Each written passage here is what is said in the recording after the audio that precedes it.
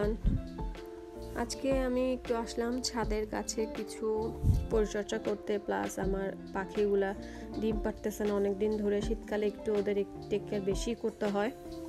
আর এই যে গাছে কিছু ভাইরাস হয়েছে, এই যে গাছের পাতাগুলা মুছে যাচ্ছে, এরকম সব গাছগুলো আমার ফলন্ত গাছগুলা। তাই আমি একটু এটার এই যে নাইট্রো এটা দিব।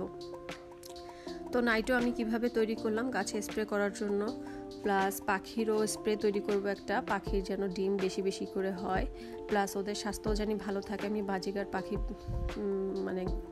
করি, পালি। এটা হচ্ছে কি ছাদেই আমার একটা আলাদা ঘর আছে, পাখি সবই দেখাবো, চলুন তাহলে।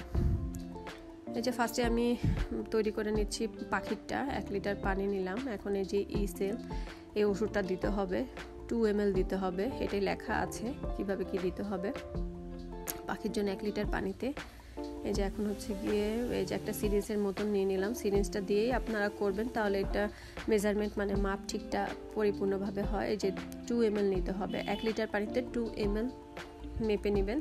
এই যে দিয়ে দিলাম, দিয়ে ভালোভাবে ঝাঁকাঝাঁকি করে তারপরে এই পানিটা এই যে পাখির হচ্ছে গিয়ে এই যে পটগুলো আছে আমার, শুধু সেই পানিটা আমি দিয়ে দিচ্ছি। এটা সপ্তাহে 2 বার বা 3 বার আপনারা চেঞ্জ করে করে দিবেন। একবেলাই রাখতে পারবেন, বেশি রাখা যাবে না। তাহলে হয় কি পাখির ডিম ভালোভাবে হয়, ডিম বেশি বেশি দেয় এরা, প্লাস এদের স্বাস্থ্য ভালো থাকে। আগে অনেক টেক কেয়ার করতে পারছি, বাট এখন পরীক্ষার কারণে টেক কেয়ারটা একটু কম হচ্ছে, যার কারণে পাখির ডিমটাও কমে গিয়েছে, প্লাস স্বাস্থ্যটাও কেমন জানি হয়ে গেছে আমার কাছে মনে হচ্ছে। পাখির বাচ্চাগুলোও পশম ভালোভাবে হচ্ছে না, প্লাস পাখির যেগুলো ডিম পাড়তেছে সেগুলো ফেলে দিচ্ছে। সো পাখির একটু টেক কেয়ার করা দরকার, শীত বলেন গ্রীষ্ম বলেন সব সিজনেই। সেই কারণে এই যে সবগুলা পানির ওই পটের পানিগুলা চেঞ্জ করে দিচ্ছি আমি। এই যে আমার পাখিগুলো দেখেন, একটাতে এই যে এগুলো রাখছি, আগে অনেকগুলো ছিল, অনেকগুলো সেল করছি। এখন এগুলার এই যে শীটসগুলা এগুলা হচ্ছে কি চেঞ্জ করে দিব, প্লাস এদেরকে একটু ব্লকও দিব, ক্যালসিয়াম যেটা। এই যে সবগুলা বের করে নিলাম একবারে। যে পাখি আগে আমার পুরো পাখি খোলা রুমটার মধ্যেই ছিল, পরে হচ্ছে কি ইঁদুরের এত উৎপাত, তাই এইগুলো হচ্ছে কি আমি খাঁচার মধ্যেই ভরছি।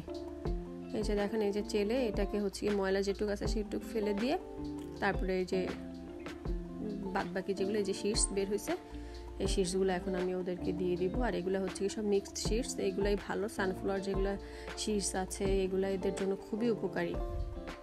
আমি আগে অনেক এদের টেক কেয়ার করতাম, ভেজিটেবল দিতাম, কিন্তু এখন আসলে আমার বাবার বাড়িতে থাকার কারণে আমি আসলে টেক কেয়ার করতে পারি না। আর এটা আমার শ্বশুর বাড়ির। এই যে সব পাখি পালন করতেছি, প্লাস হচ্ছে গিয়া এই যে ব্লক, এদের ক্যালসিয়াম, এদের অনেক স্বাস্থ্যের জন্য ভালো। ব্লকগুলো আমার শেষ হয়ে গিয়েছিল, এগুলা হচ্ছে গিয়ে 30 টাকা করে নেয়, 2টা 30 টাকা। এগুলো লাগাই দিচ্ছি, যার কারণে এরা হচ্ছে এগুলো যখন খাবে তখন এদের ক্যালসিয়াম এমনিতেই হবে। আলহামদুলিল্লাহ পাখির স্বাস্থ্য আগের থেকে অনেকটা চেঞ্জ হয়েছে। পরবর্তী ভিডিওতে আমি দেখাবো এদের স্বাস্থ্যের কী অবস্থা। এই যে এটার মধ্যে বাচ্চা আছে কতগুলা, 3টা মনে হয়, বাচ্চা আছে 3টা না 4টা যেন। এই যে এদের পশমগুলাও কেমন কেমন জানি হচ্ছে, আগে এরকম আমার কখনোই হয় নাই। সো এইগুলা আমি আলাদা করে দিব পরবর্তীতে। এইগুলা বাচ্চা এখানে 3টা ডিম পারছে, এরাও অনেক ডিম পারে, বাট এই যে বললাম না যে টেক কেয়ার করার কারণে এগুলো আসলে বেশি একটা পারতেছে না, যে অনেকগুলো সেল করে দিচ্ছে। আর এগুলো সব ছেলে, এদের মেয়ের আসলে পেয়ার নাই। এখন এই যে যেগুলো বাদবাকিটুকু ছিল যে পাখির পানিটা, সেটা আমি মুরগির জন্য দিয়ে দিচ্ছি, কারণ মুরগি হচ্ছে কি খাচ্ছে অনেক, বাট কোনো ফল ভালো পাচ্ছি না, কোনো ডিমই দিচ্ছে না আসলে। এই কারণে যে পাখিরটাও একটু চেঞ্জ করে দিলাম, পাখির পানিটুকু দিয়ে দিলাম মুরগির মধ্যে।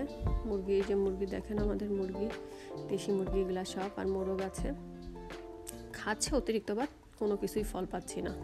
এখন একটু ধান দিয়ে দিলাম এদের খাবার জন্য। এগুলো একটু মেন হয়েছে মুরগি পালন করা আমাদের, কারণ খাবার অনেক ওয়েস্ট হয় বাসায়, যার কারণে মুরগি সে ওয়েস্ট খাবারটুকু মুরগিকে দিলে আলহামদুলিল্লাহ খাবার অপচয় হলো না, মুরগিও খাবার পেলো।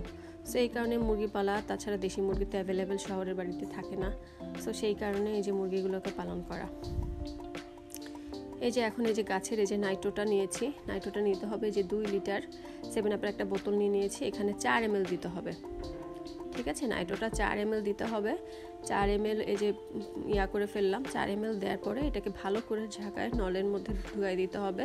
ওই নাইট্রোটা 4 ml 2 লিটার পানির মধ্যে দিয়ে আমি এখন এটাকে সম্পূর্ণ গাছে বিকালে, কখনো রোদের সময় দেওয়া যাবে না, এই যে বিকালের দিকে একটু স্প্রে করে দিচ্ছি। পুরোটাই স্প্রে এমনভাবে করতে হবে যেন মনে হবে পানি ঝরতেছে গাছের থেকে। এই যে নিচে আমার শ্বশুর একটা গেটের মধ্যে ঢুকতে একটা লাউয়ের পুরো একটা ক্ষেত বানায় ফেলছে নিচে, এটা আমাদের বিল্ডিংয়ের নিচে পুরো লাউ, এত সুন্দর মাশাআল্লাহ। আর যে এখন একটু লিসে পানি দিচ্ছি, এখানে শালগম গাছ আছে, অনেক গাছ আছে। সো এই লিসে একটু পানি দিয়ে দিলাম যেন আরও ফলটা ভালো হয়, কারণ টেক কেয়ার না করলে তো বুঝতেছেন এই শাকসবজি কোনো কিছুই ভালোভাবে খাওয়া যায় না। সো আল্লাহ হাফেজ।